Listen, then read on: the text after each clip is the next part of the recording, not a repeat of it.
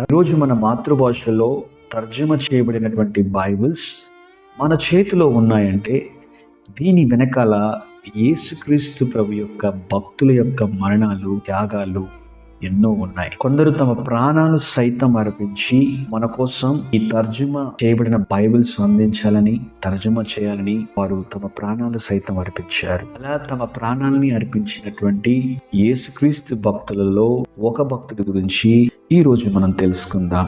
ఆయన పేరు William Tyndale. ఈ విలియం టిండేల్ ఇంగ్లాండ్ లోని స్లిమ్ బ్రిడ్జ్ లో 1495 సంవత్సరంలో జన్మించారు. ఇతనికి చిన్న వయసు నుంచే బైబిల్ గ్రంథాలు చదవాలని ఎంతో ఆసక్తి ఉండేది. తాను అలా ఎదుగుతూ ఆక్స్ఫర్డ్ యూనివర్సిటీలో మంచి విద్యను అభ్యసించాడు. టిండేల్ నూతన నిబంధనను గ్రీకు భాషలో చదివాడు. ఆ రోజుల్లో న్యూ టెస్టమెంట్ ఏదైతే ఉందో అది గ్రీక్ భాషలో ఉండేది.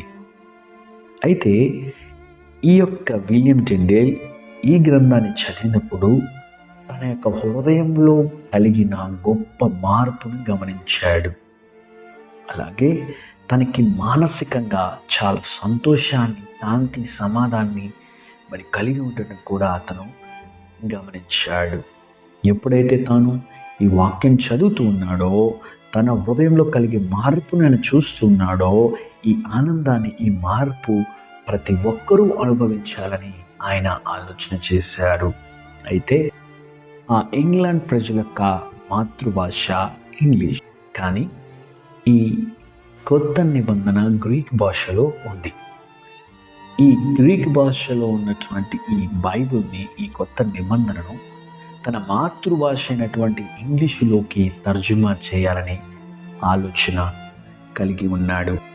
అలాగనే ఆ యొక్క గ్రంథంలో తాను చదివిన సత్యాలను, క్రీస్తు గురించినటువంటి బోధను, ఆయన చెప్పిన మాటలను అతడు అందరికీ నేర్పించడం లేదా అందరికీ బోధించడం ఆయన ఆరంభించాడు. సామాన్యులు చదవకూడదు అనే చట్టం ఉంది. అయితే ఆ రోజులలో బైబిల్ గ్రంథమును కేవలం ఈ బైబిల్ ధనవంతులకి, పెద్దవారికి, ఉన్నత స్థాయిలో వారు మాత్రమే కలిగి ఉండలాగున, వారు మాత్రమే చదువులాగున ఒక చట్టాన్ని పెట్టారు. అక్కడ ఉన్నటువంటి మత పెద్దలు కామన్ పీపుల్కి చదివే హక్కు కానీ, చదివే ధన్యత కానీ చదవకూడదు, ఒకవేళ చదివితే శిక్ష తప్పదు అనే ఒక భయంకరమైన చట్టాన్ని వారు పెట్టి ఉన్నారు. ఆ రోజుల్లో జరిగిన ఒక సంఘటనని గుర్తు చేసుకుందాం.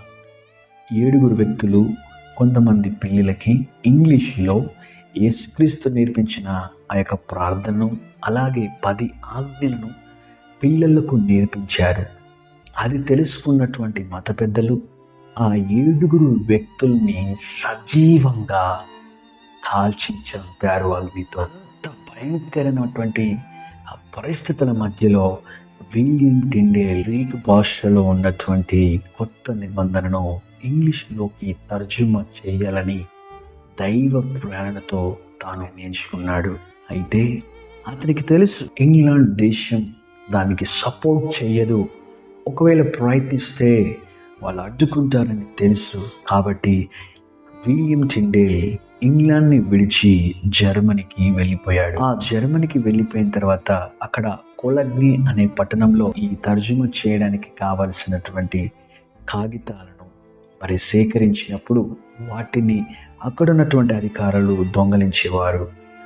ఇక తప్పదు అని చెప్పేసి ఆ పట్టణం నుంచి మరొక పట్టణానికి ఆయన వలస వెళ్ళిపోయారు.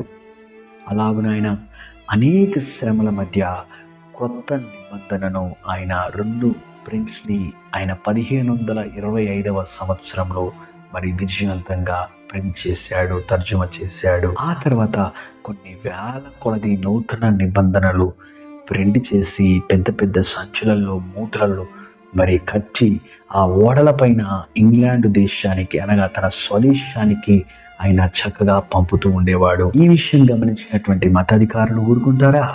ఊరుకోరు.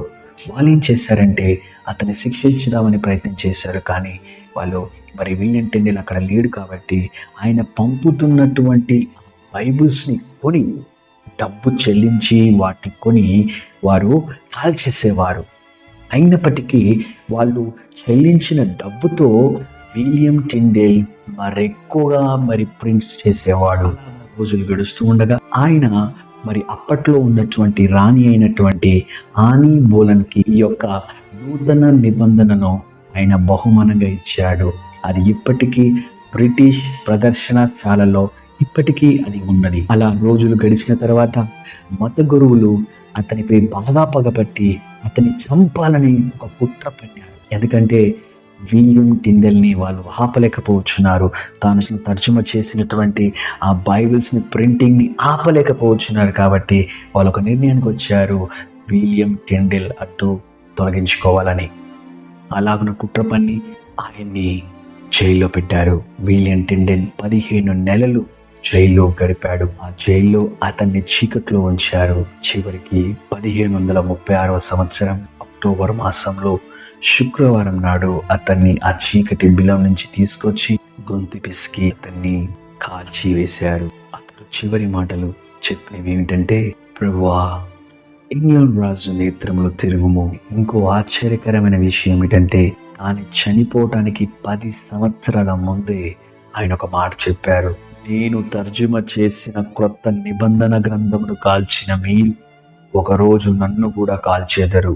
అయినా ఏమి, నేను ఈ నూతన నిబంధన గ్రంథమును తర్జుమా చేయటంలో నా పనిని ఎంత మాత్రము మానను అని చెప్పారు. చూసారా నా మిత్రులారా, చూసారా?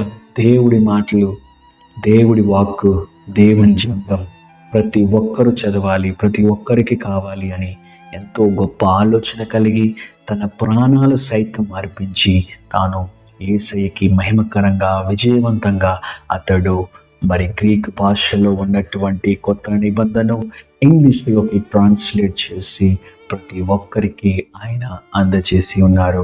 ఆయన చనిపోయిన తర్వాత ఇంగ్లాండ్లో ఉన్న ప్రతి ఒక్కరూ ఇంగ్లీష్ భాషలో చక్కని బైబిల్ కలిగి వాళ్ళు చదువుకోవడానికి చక్కని మార్గము దేవుడు విలియం టిండెల్ ద్వారా ఏర్పాటు చేశారు. మనం కూడా గొప్ప కార్యాలు చేద్దాం, మనం కూడా దేవుడి పనిలో వాడబడదాం. చాలా సంతోషం. మరొక్క దేవుడి సేవకుడి జీవిత చరిత్రతో మళ్ళీ కలుసుకుందాం.